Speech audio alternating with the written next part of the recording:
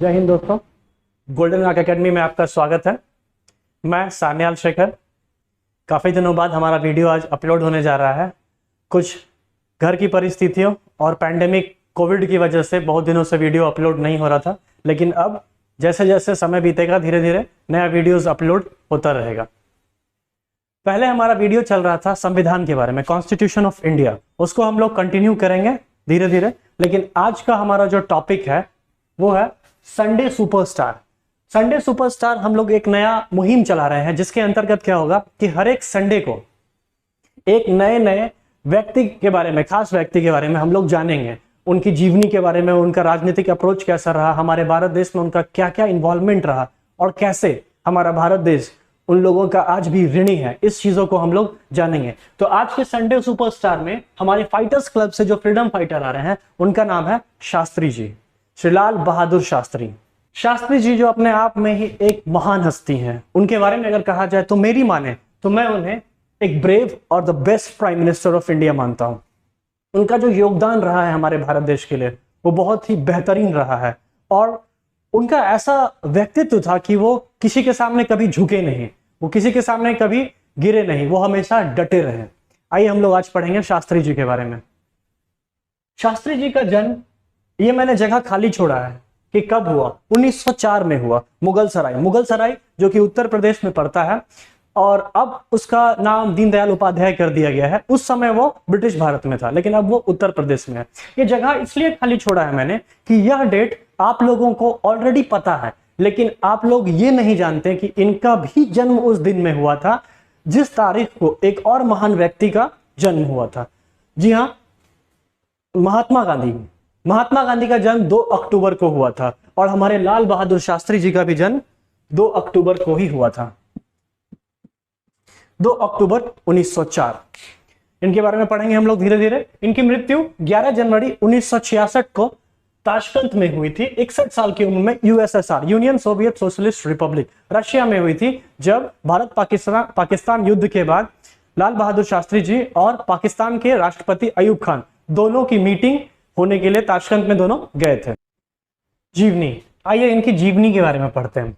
शास्त्री जी का जन्म मुगल सराय उत्तर प्रदेश में एक कायस्थ परिवार में हुआ था। उनके पिताजी का नाम शारदा प्रसाद श्रीवास्तव था और वो एक मुंशी थे।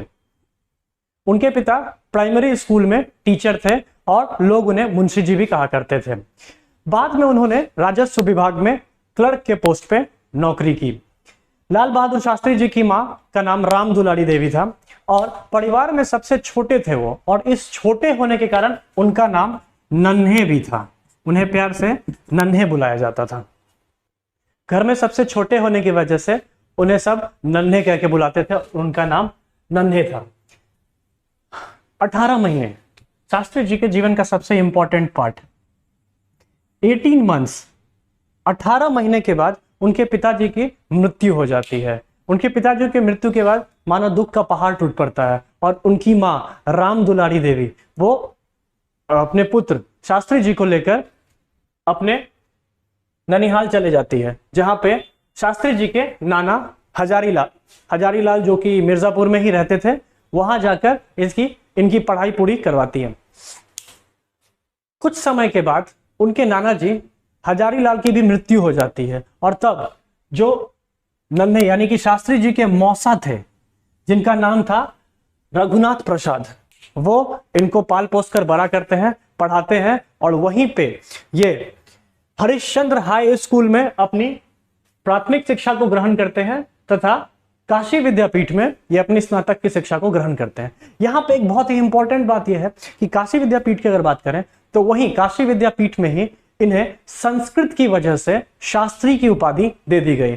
शास्त्री की उपाधि लेने के बाद हमारे जो प्रिय लाल बहादुर शास्त्री जी हैं, उन्होंने क्या किया, जो अपने नाम के पीछे का जाति सूचक शब्द था श्रीवास्तव,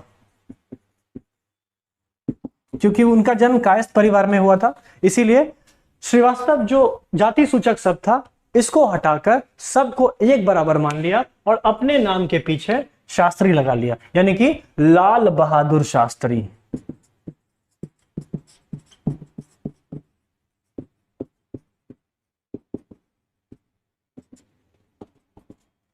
लाल बहादुर शास्त्री। इसके बाद शास्त्री जी की शादी 1928 में मिर्जापुर निवासी श्री गणेश प्रसाद जी की पुत्री ललिता देवी से हुआ, जो बाद में ललिता शास्त्री बन गई। ललिता शास्त्री और शास्त्री जी की शादी 1928 में हुई। इसके बाद इनके 6 संतान हुए। 2 पुत्री थी, सुमन, कुसुम, और 4 पुत्र थे, हरिकृष्ण,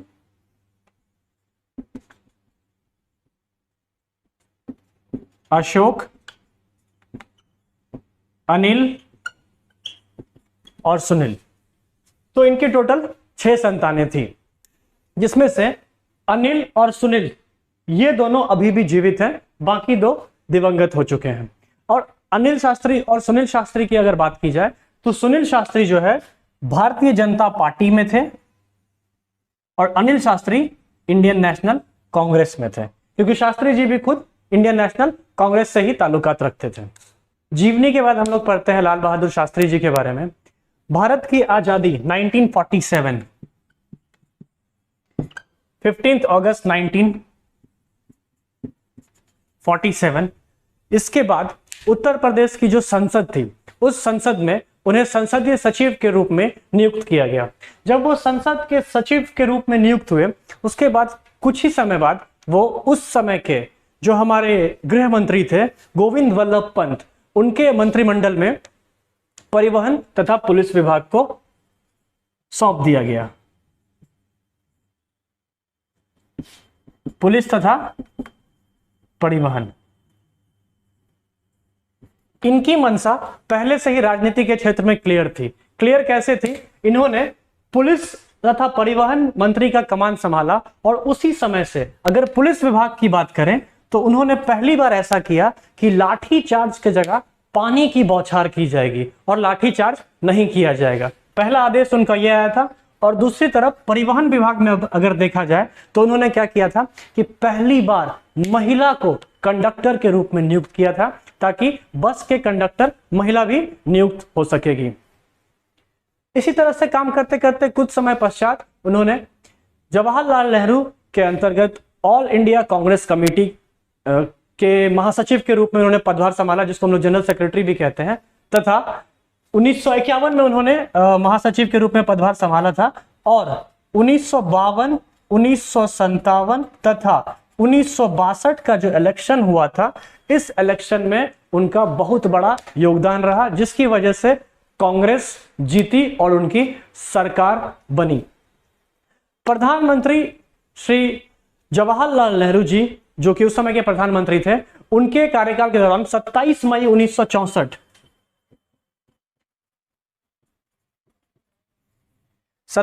1964 को जब जवाहरलाल नेहरू की मृत्यु हुई, उसके बाद क्योंकि हमारे शास्त्री जी जो लाल बहादुर शास्त्री जी थे, उनकी छवि बहुत ही अच्छी थी भारतवर्ष में, जिसकी वजह से उन्हें भारत का दूसरा प्रधानमंत्री बनाया गया।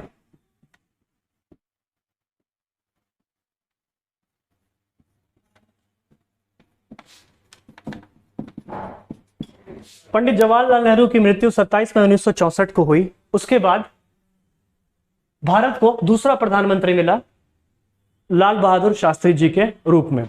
उन्होंने 9 जून 1964 को प्रधानमंत्री का पदभार पूरी तरह से संभाल लिया। अब मामला यह चल रहा था कि कुछ समय पहले 1962 में भारत और चीन का युद्ध हुआ था, जिस समय इसका नेतृत्व कर रहे थे पंडित जवाहरलाल नेहरू। लेकिन दुर्भाग्य से अगर देखा जाए तो वह युद्ध हम हार चुके थे, जिसमें उस तरह का नेतृत्व भारत की सेनाओं को नहीं प्रदान किया गया जैसा उन्हें उसको प्रदान करना चाहिए था। जब हमारे लाल बहादुर शास्त्री जी प्रधानमंत्री के पद पे आए तो 1965 में 1965 में एक युद्ध लड़ा गया, जिस युद्ध का नाम था भारत पाकिस्तान युद्ध।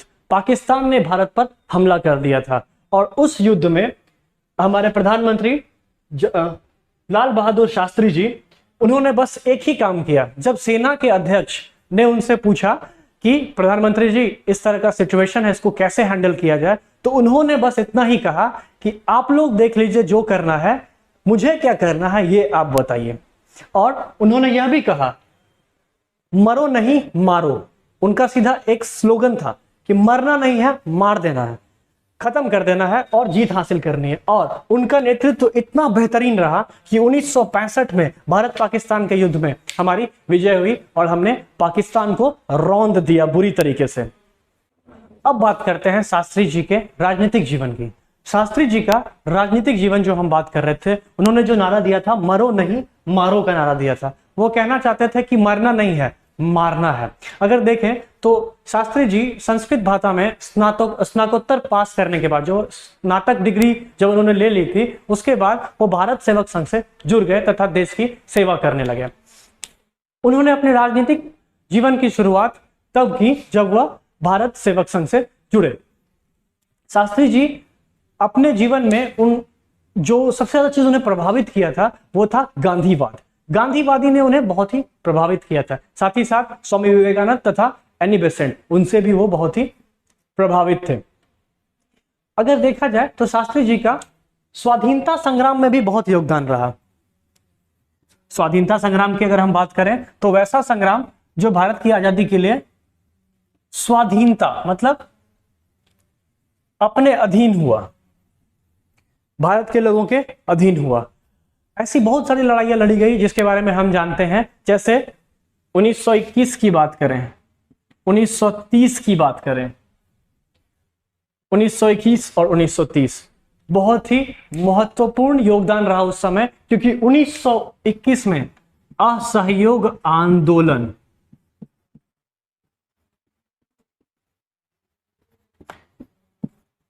चलाया गया था महात्मा गांधी के द्वारा। असहयोग आंदोलन 1930, दांडी मार्च याद होगा आप लोगों को, उसमें भी लाल बहादुर शास्त्री जी का बहुत योगदान रहा। तथा 1942 में भारत छोड़ो आंदोलन आया था।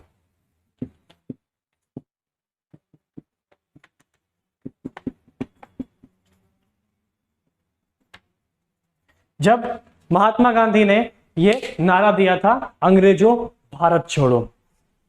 दोस्तों अगर हम बात करें तो 1939 से 1945 के बीच में दूसरा विश्व युद्ध छिड़ चुका था। दूसरा विश्व युद्ध जब छिड़ चुका था तो उस समय इंग्लैंड बहुत ही बुरी तरह असमंजस में फंस गया था। वो उलझता दिख रहा था। उसको उलझता देख हम देखें तो नेताजी सुभाष चंद्र बोस ने उस समय आजाद हिंद फौज का गठन किया था।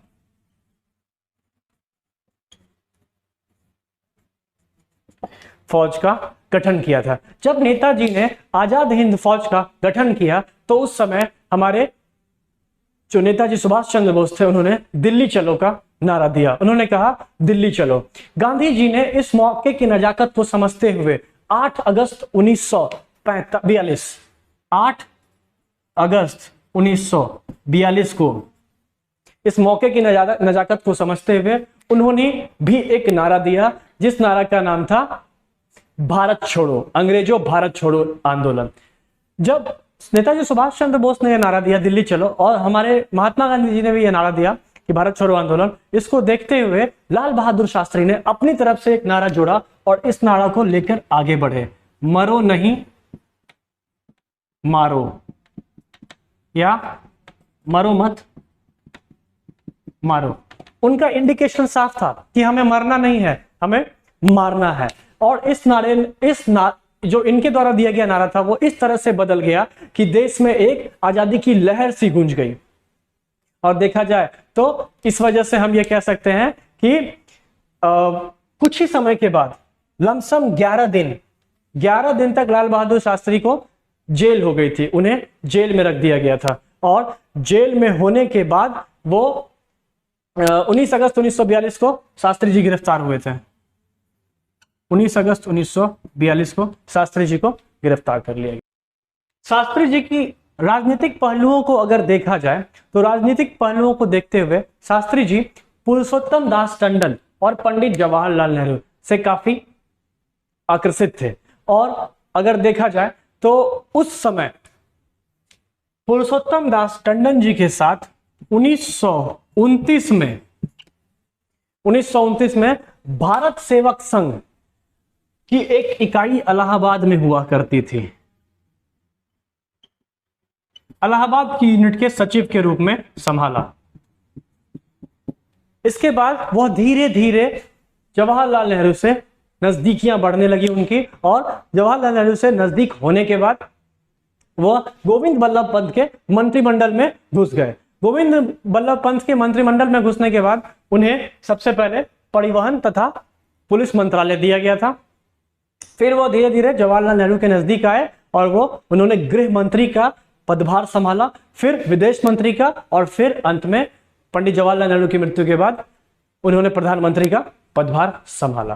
दोस्तों, शास्त्री जी की साफ सुथरी छवि की वजह से 1964 में उसमें देश का दूसरा प्रधानमंत्री बना दिया गया, तथा उन्होंने अपने पहले संवाददाता सम्मेलन में यह कहा था कि उनकी शीर्ष प्राथमिकता यह रहेगी कि खाद्यान्न के मूल्यों को बढ़ने से वो रोकेंगे, तथा उन्होंने ग्रीन रिवॉल्यूशन और व्हाइट रिवॉल्यूशन का भी सपोर्ट किया, जिसकी वजह से हमारे देश में खाद्यान्न का प्रोडक्शन बढ़ने लगा, पंजाब, हरियाणा और उत्तर प्रदेश में पूरी तरह से।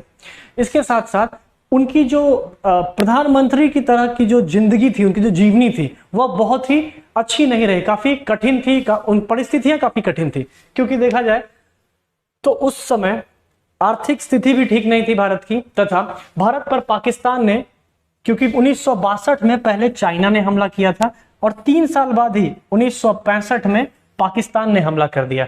शाम के लगभग 7:30 बजे हवाई हमले के द्वारा पाकिस्तान ने भारत पे हमला किया। जिस समय भारत पे पाकिस्तान ने हमला किया, उसकी वजह से भारत में एक आपातकाल बैठक बुलाई गई। उस आपातकाल बैठक में भारत के उस समय के राष्ट्रपति डॉक्टर सर्वपल्ली राधाकृष्णन तथा तीनों सेनाओं के अध्यक्ष, Indian army, Indian air force and Indian navy के अध्यक्ष तथा प्रधानमंत्री की बैठक होने वाली थी, जिस बैठक में प्रधानमंत्री थोड़ी देर से पहुंचे थे। जब वो देर से पहुंचने के बाद जो तीनों सेना के अध्यक्ष थे, उन्होंने प्रधानमंत्री से पूछा कि सर, अब इस सिचुएशन में क्या किया जाए। क्योंकि उन्होंने जब ये पूछा कि इस सिचुएशन में क्या किया जाए, तो हमारे प्रधानमंत्री का बहुत ही अच्छा जवाब था। देखिएगा, उन्होंने क्या कहा कि जो करना है वो आप कर लीजिए, आप ये बताइए कि मुझे क्या करना है, क्योंकि आप सेना है और आप हमारे लिए सुपीरियर हैं, जो आपका होगा वही हमारा डिसीजन होगा। यह सुनकर तीनों सेना के अध्यक्ष काफी गौरवान्वित हुए और उन्होंने कहा कि यह जंग हमें किसी भी तरह से जीतनी है। और उसी समय,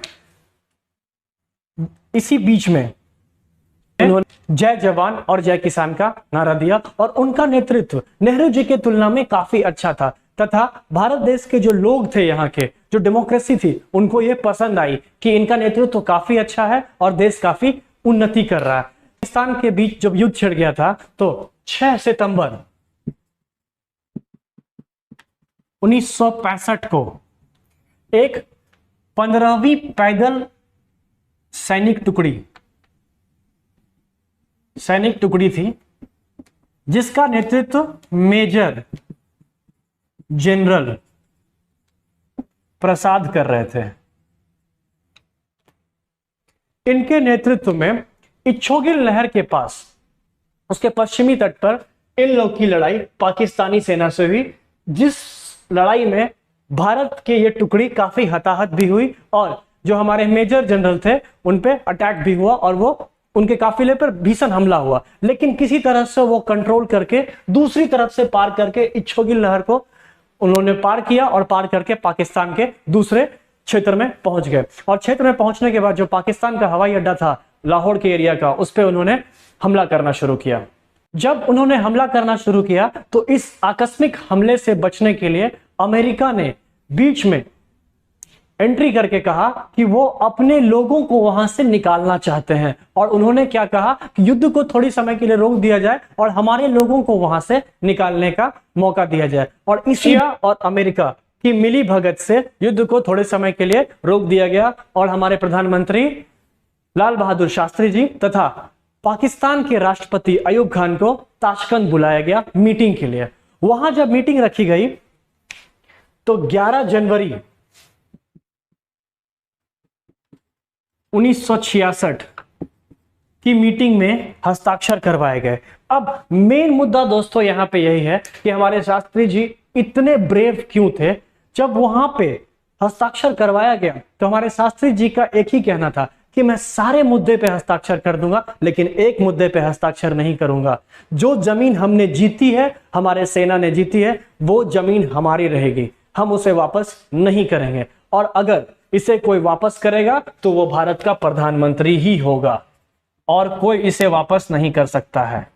मतलब इसे वापस करने वाला एक प्रधानमंत्री ही होगा। हम इसे वापस नहीं करेंगे और मैं इसे पे हस्ताक्षर नहीं करूंगा। इसके बाद जो भी डॉक्यूमेंट्स बनवाए गए थे उस पे शास्त्री जी का हस्ताक्षर हुआ और दुर्भाग्यवश 11 जनवरी 1966 को ही संध्या बेला में लाल बहादुर शास्त्री जी का देहावसान हो गया और उस दिन उनकी मृत्यु हो गई। उनके मरणोपरांत 1966 में उन्हें भारत रत्न भी दिया गया।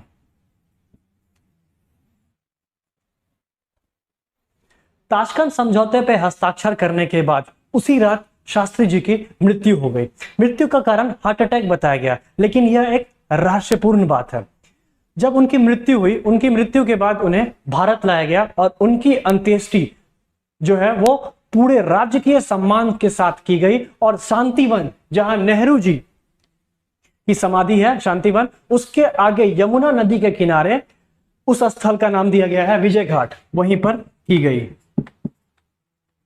दोस्तों विजय घाट अगर आता है तो आप लोग ध्यान देंगे, विजय घाट है लाल बहादुर शास्त्री जी के लिए, तो उनकी अंत्येष्टि विजय घाट के पास की गई। अब जब तक कांग्रेस संसदीय दल ने इंदिरा गांधी को शास्त्री जी का विधिवत उत्तराधिकारी नहीं बनाया, तब तक कार्यवाहक प्रधानमंत्री के रूप में गुलजारी लाल नंदा थे। गुलजारी लाल नंदा यह कार्यवाहक प्रधानमंत्री के रूप में रहे और उसके बाद इंदिरा गांधी ने पदभार संभाला। शास्त्री जी की मृत्यु को लेकर बहुत लोगों का कहना है कि उनकी मृत्यु अपने आप हार्ट अटैक से नहीं हुई थी, बल्कि जहर देने से हुई थी। इसकी पहली इंक्वायरी अगर देखा जाए तो वो राजनारायण जी ने करवाई थी। जी हाँ दोस्तों, जो बिना किसी नतीजे के समाप्त हो गई। उसके बाद अलग अलग तरीके बात हुए, क्योंकि शास्त्री जी का पोस्टमार्टम भी नहीं हुआ था। उनका शरीर जब भारत लाया गया था तो वो हल्का नीला पड़ गया था और उनके शरीर पे कुछ कुछ कट्स भी थे। यह एक संदेह वाली बात है, क्योंकि इससे अभी तक प्रूफ नहीं किया गया है कि उनकी मृत्यु हार्ट अटैक से हुई थी या फिर जहर देने से हुई थी। यह एक मान्यता है। अगर देखा जाए तो हम एक जाने माने साहित्यकार को जानते हैं जिनका नाम है कुलदीप नैयर। कुलदीप नैयर ने भी यह कहा था कि उसमें कुछ कंफ्यूजन था, लेकिन यह चीज क्रिएट नहीं हो पाया था। जब डॉक्टर्स का सर्टिफिकेट की भी मांग की गई थी तो वो डॉक्टर्स के सर्टिफिकेट पूरी तरह से भारत के पास अवेलेबल नहीं थे। शास्त्री जी की मौत की संभावित साजिश का पर्दाफाश किया 2009 की एक आउटलुक की मैगजीन या पुस्तक कहा जाए उसने, जिसका नाम था CIA's eyes on south Asia. इसके जो एडिटर थे या राइटर थे उनका नाम था अनुज धर। अनुज धर ने राइट टू इंफॉर्मेशन के तहत पार्लियामेंट, भारत सरकार से अपना इंफॉर्मेशन जानने की कोशिश की कि आखिर इसके पीछे क्या राज है या क्या साजिश है, जिसकी वजह से अगर हम देखें तो हमारा पार्लियामेंट, हमारे जो पार्लियामेंट हाउस हैं या फिर जो पार्लियामेंट्री लाइब्रेरी की बात करें, उसमें भी कोई ऐसा प्रूफ नहीं मिला। और इसकी वजह से ही हमारे देश की तरफ से यह जवाब आया कि अगर राइट टू इंफॉर्मेशन के तहत सारे सीक्रेट्स को खोल दिया जाएगा तो पूरे विश्व में उथल पुथल मच जाएगी और हमारा रिलेशन इंटरनेशनल लेवल पर खराब हो जाएगा। तथा इसकी वजह से राइट टू इंफॉर्मेशन के थ्रू जानकारी ना देने के लिए अपनी मजबूरी भारत सरकार ने जताई। यही नहीं, अगर देखा जाए तो पिछले कुछ वर्षों से 2012 में शास्त्री जी के पुत्र श्री सुनील शास्त्री ने भी शास्त्री जी की मृत्यु से पर्दा हटाने के लिए भारत सरकार से मांग की थी, परंतु यह भी व्यर्थ रहा। इसके बारे में दोस्तों अगर मैं डिटेल में कहूं तो आप लोगों को एक पुस्तक पढ़नी चाहिए, मित्रोक्षिण आर्काइव। मित्रोक्षिण आर्काइव क्या है? यह मित्रोक्षिण आर्काइव एक बुक है। यह बुक रशिया की बुक है, वो रशियन भाषा में लिखी हुई है। लेकिन इसमें अगर एक स्पेशल अध्याय दिया गया है जिसमें लिखा गया है भारत रशिया रिलेशनशिप।